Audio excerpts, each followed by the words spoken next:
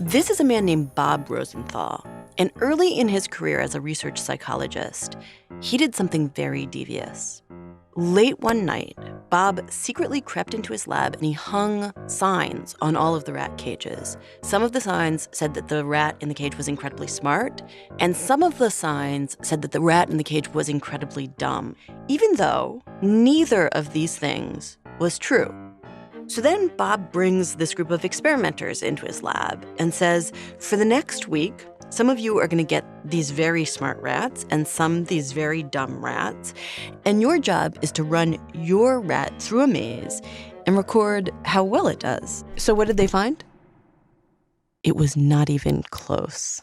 The smart rats did almost twice as well as the dumb rats. Even though the smart rats were not smart and the stupid rats were not stupid. They were just all the same kind of average North Dakotan rat. That almost, to me, sounds like the stuff of science fiction, like telekinesis. Yeah. No one really believed him at first. I was having trouble publishing any of this. But what Bob eventually figured out was that the expectations that the experimenters had in their head actually translated into a whole set of tiny behavior changes.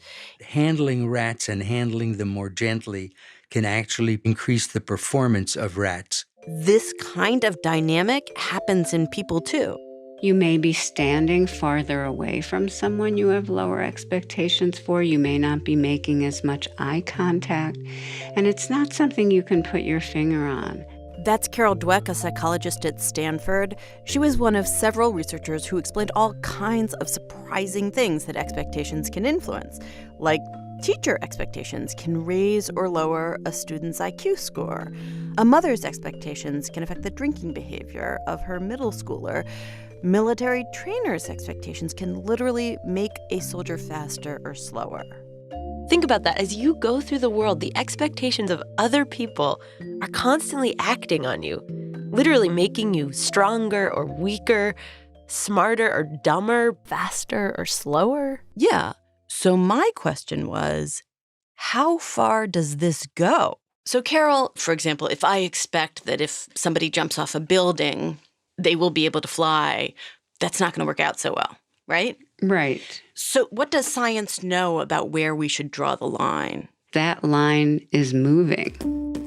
As we come to understand things that are possible and mechanisms through which a belief affects an outcome or one person affects another person, that line can move.